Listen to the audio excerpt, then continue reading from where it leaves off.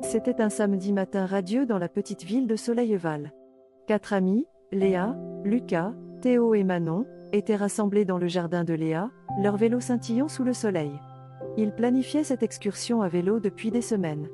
Le but était de parcourir la distance entre Soleilval et le magnifique lac bleu, un trajet d'environ 32 km. Ils remplirent leur sac à dos de collation, d'eau et d'une carte, puis partirent, le cœur débordant d'excitation. Les amis pédalèrent à travers la ville, saluant les voisins et riant en se faisant la course. Leur premier arrêt fut le vieux parc des Chênes, un endroit prisé pour les pique-niques et les jeux.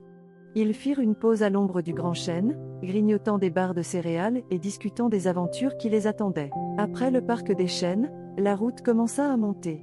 La colline était raide, et les amis durent pédaler dur. Lucas prit la tête, criant des mots d'encouragement. « Allez, l'équipe! On peut y arriver !» Lorsqu'ils atteignirent le sommet, ils étaient essoufflés mais fiers d'eux. La vue depuis la colline était à couper le souffle, des champs verdoyants s'étendaient à perte de vue. Ensuite, ils entrèrent dans la forêt des murmures, une forêt dense aux arbres si hauts qu'ils semblaient toucher le ciel. L'air était frais, et la lumière du soleil filtrait à travers les feuilles en rayons dorés. Théo pointa un écureuil grimpant à un arbre, et Manon repéra une famille de cerfs broutants au loin. La forêt semblait magique, et les amis roulèrent en silence, imprégnés de cette paix. Alors qu'ils s'apprêtaient à sortir de la forêt, Léa heurta une pierre pointue, et son pneu creva. « Oh non !» gémit-elle.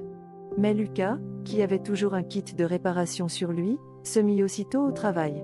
Les autres tinrent le vélo pendant que Lucas réparait la roue. « L'union fait la force », dit Théo avec un sourire, et ils reprirent rapidement la route. Après la forêt, ils atteignirent la rivière scintillante. L'eau brillait sous le soleil, et le bruit du courant était apaisant. Ils décidèrent de faire une pause plus longue ici, trempant leurs pieds dans l'eau fraîche et faisant des ricochets. Manon trouva une pierre plate et lisse et réussit à la faire ricocher 5 fois, ce qui lui valut des acclamations de ses amis. Alors qu'ils poursuivaient leur route, des nuages sombres commencèrent à s'accumuler dans le ciel. « Oh, oh !» dit Théo en levant les yeux. « Je crois qu'il va pleuvoir. » Ils pédalèrent plus vite, espérant atteindre le lac bleu avant l'orage. Mais la pluie arriva plus tôt que prévu, et ils durent se réfugier sous un grand arbre. La pluie tombait à verse, mais les amis riaient, profitant de cette aventure inattendue. La pluie s'arrêta aussi soudainement qu'elle avait commencé, et le soleil perça à travers les nuages. À leur grande surprise, un magnifique arc-en-ciel apparut, enjambant la route devant eux. « C'est comme un pont vers le lac bleu !» s'exclama Léa. Ils passèrent sous l'arc-en-ciel, se sentant comme dans un conte de fées. La dernière partie du trajet fut la plus difficile. La route était cahoteuse, et leurs jambes étaient fatiguées. Mais la pensée d'arriver au lac bleu les motiva.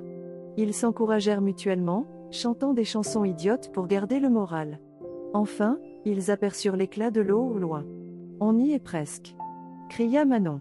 Quand ils arrivèrent enfin au lac bleu, il était encore plus beau qu'ils ne l'avaient imaginé. L'eau était d'un bleu profond et scintillant, et les collines environnantes étaient luxuriantes et verdoyantes. Ils garèrent leurs vélos et coururent vers la rive, trempant leurs mains dans l'eau fraîche. « On a réussi !» crièrent-ils en se tapant dans les mains. Ils passèrent le reste de la journée à explorer, à pique-niquer et à célébrer leur incroyable aventure.